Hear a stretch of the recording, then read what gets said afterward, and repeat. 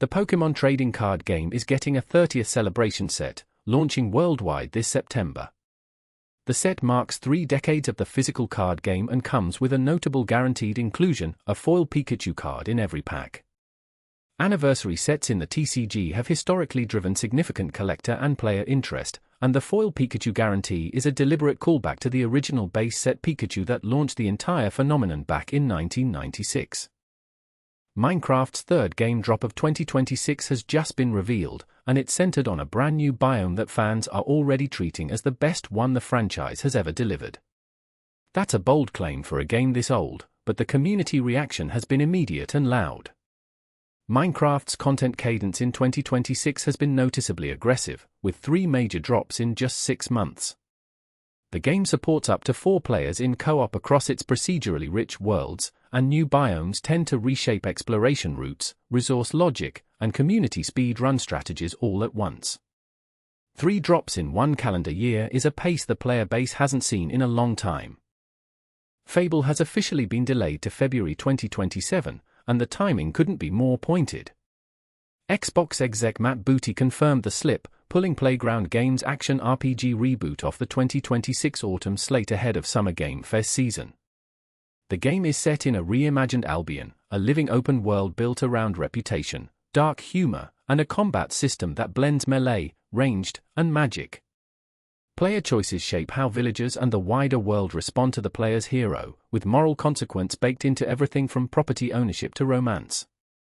The delay lands with GTA 6 arriving on consoles this November, which makes waiting through the back half of 2026 considerably harder for anyone who was counting on Fable to fill that window. Signy Mino, Against All Gods has a release date, July 30th, and it's a side-scrolling tag-team action RPG built almost entirely around the art of the combo chain. Every move is designed to flow into the next. If your timing holds, you launch an enemy skyward, juggle them in the air, and tag in your companion Mino, a dog, at the exact right moment to keep the chain running. Mino isn't just cosmetic. His specific moves, like nose launch and dig, are structural tools that determine whether a combo lives or collapses.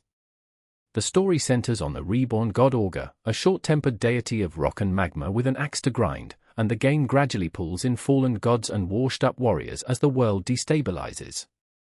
A combo system where a dog's bite timing decides everything is exactly the kind of design that sounds absurd until you play it. Dungeon Lurker has been announced, and it comes from 13AM Games, the studio behind Dawn of the Monsters. It's a retro action roguelike set in a cursed dungeon, built to deliberately evoke the aesthetic of a fictional 32-bit system called the Eclipse processor with a 256-color palette.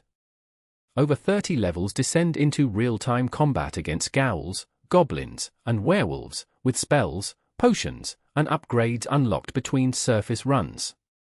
But the most intriguing element might be the game's physical manual. The developers have embedded hidden secrets and forbidden knowledge into the document itself, teasing that it contains more than standard instructions. A roguelike that hides its lore in the box is the kind of design that builds a dedicated community before the game even launches. Dioxide has been announced, and it's the new game from Bite Barrel, the studio behind the Forgive Me Father series. It's a Souls-like FPS set in an oil-drenched dystopian city rendered in the studio's signature comic book visual style. The premise is tight: you've obtained the ability to resurrect after death, which immediately makes you the corporation's most wanted target. You're building a hidden sanctuary for what's left of humanity while fighting through soot-choked production zones, toxic undercities, and heavily guarded upper-class districts. Guns are customizable with modules and attachments, but raw firepower isn't the design philosophy here. Precision and strategic resource management determine whether you return with survivors.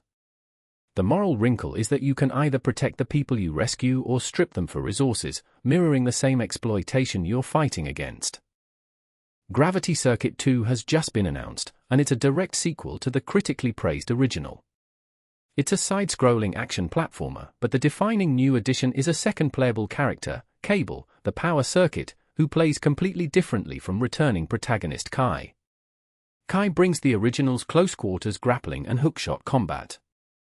Cable hangs back, chains multiple jumps to stay airborne, and converts defeated enemies into scrap ammunition.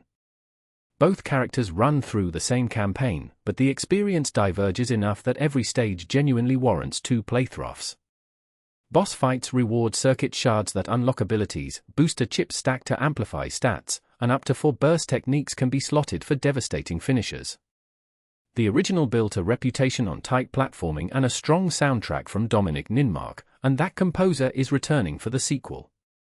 PAPERHEAD, a fast-paced FPS blending boomer shooter movement with adventure horror elements, launches September 18th. Set in a constructed cardboard world gone nightmarishly wrong, the game gives players a pencil as both weapon and environmental tool, sketching bombs, drawing doors, and interacting with its bizarre runic-drenched prison setting. The contrast between its deliberately cute cardboard aesthetic and genuinely unsettling horror atmosphere is the central tension the developers are leaning into hard. REKA is finally leaving early access on August 18th, and it's one of the more distinctive games to reach full launch this year. You play as REKA, an apprentice witch-building and living inside a walking chicken-legged cottage that moves with you through procedurally generated autumnal woodlands.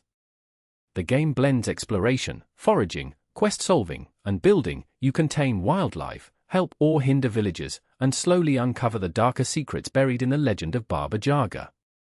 The cottage itself is fully customizable and functions as both a home base and a character in the story, decorated and upgraded as your powers grow.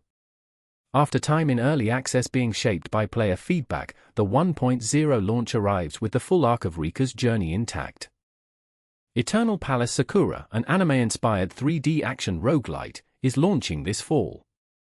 Players take on the role of Retla, a cat-ear dual-wielder navigating a procedurally shifting dream labyrinth haunted by yokai, where combat chains together fast dodges, flashy combos, and unlockable abilities that persist across runs. The palace's ever-changing corridors mean no 2 attempts play the same, and each run builds toward a growing arsenal of weapons and upgrades that carry meaningful strategic weight. Pale Tide has been announced, and it's a solo top-down zombie extraction game from Belgian studio Aberratic, a concept that sounds familiar until you factor in the dog. You and a loyal canine companion venture out from an underground bunker, scavenge infected zones for supplies, and make the call about how deep to push before extracting. Everything brought back to the bunker feeds a small community led by a survivor named Marcus. Rescued civilians expand the bunker's capabilities but increase resource pressure. Every additional mouth to feed is a strategic liability. The game builds toward a singular threat, the Pale Tide, described as the largest horde the region has ever witnessed. The extraction loop is designed around the gap between greed and survival instinct, and that tension tends to define the best games in this space. Memoria Wake, a Souls-like action-adventure game, is launching in early 2027. Players control Nilo, who navigates a fragmented surreal dreamscape armed with a weaponized umbrella, using precise parries to turn enemy strength back against them across more than 20 boss encounters. The world is handcrafted rather than procedurally generated, and healing shares an energy pool with special abilities, a design choice that keeps each encounter tightly contested from first strike to last. Ornelia has been announced by Lyon-based Game Lyon Studio, and it's a cozy village builder and god game with a specific creature at its center, the Kynus. These small inhabitants react visibly to the world players create. They emote, celebrate, ask for help, and fill the village with small spontaneous moments that respond to placement and care choices. Crucially, players aren't just watching from above, they can physically pick up Kynus and interact with them directly as a gentle guiding spirit. The game is heading to early access with a sandbox create mode that gives complete freedom over building and decoration.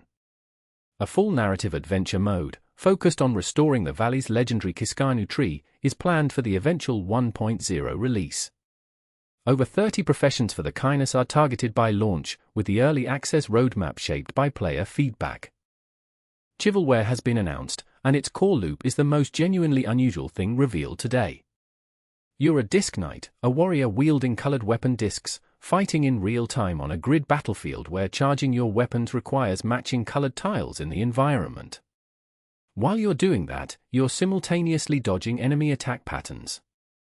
Both things happen at once, in real time, constantly.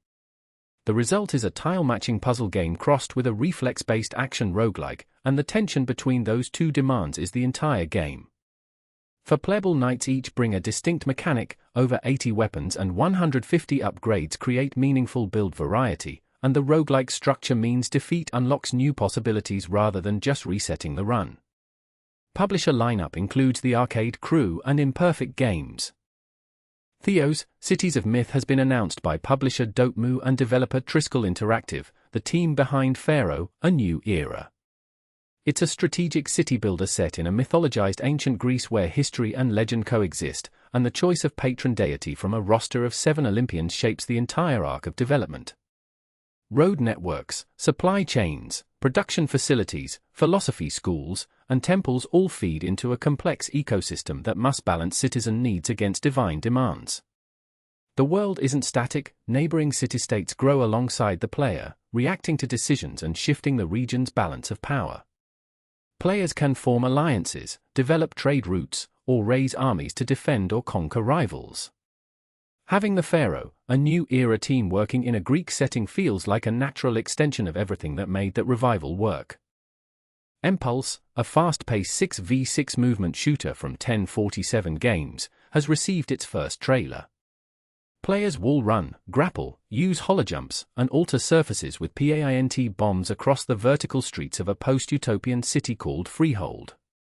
Player-controllable mechs spawn on the map and function as momentum-shifting objectives, either seized to dominate a firefight or destroyed cooperatively to swing the match back. The reveal draws obvious comparisons to Titanfall's movement-focused multiplayer DNA. Edenfall, Legacy of the First Wardens is launching in Q for 2026, and it's an action RPG built around one idea, shapeshifting as a combat language, not just a traversal tool.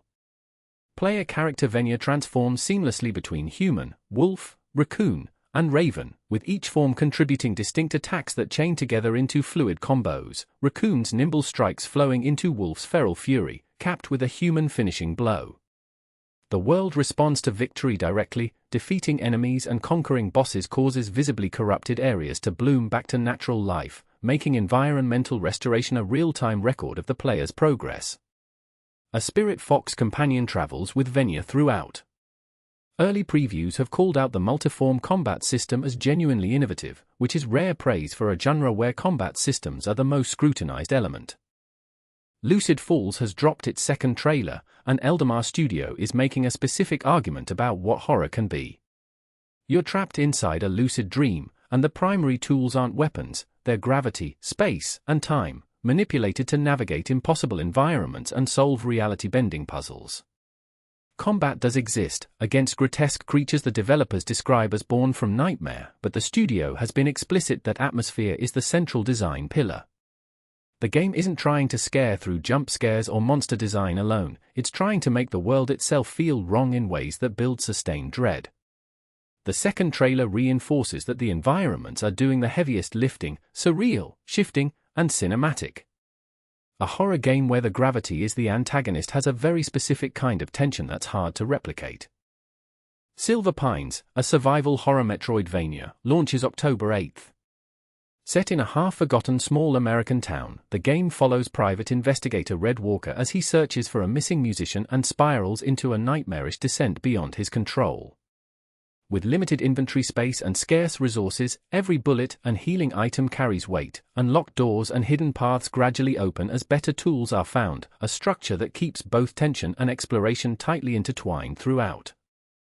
Beyond the Dark, Nightwatch has been announced for Switch 2, and it comes from Atlantis Studio, a France-based developer co-founded by Werejuria, who co-founded Ready at Dawn.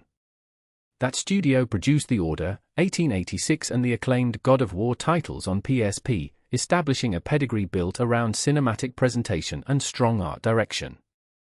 Nightwatch is described as a co-op horror game, though specific gameplay details haven't yet been released beyond that framing. What's notable here is the context, a new studio built by someone with that background, targeting Nintendo's newest hardware, choosing co-op horror as the genre entry point. The announcement alone is enough to put Atlantis Studio on the radar, the details will come, and there's now a genuinely interested audience waiting for them. Monopoly Go is launching a crossover event with The Simpsons starting June 3rd and running through July 29th, bringing Mr. Burns, the entire Simpson family, and iconic Springfield locations into the mobile board game.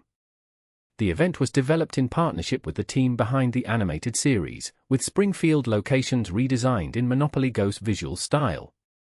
Mr. Burns facing off against the game's own mustachioed mascot is a pairing that feels like it was inevitable given both characters' shared obsession with monopolizing everything around them.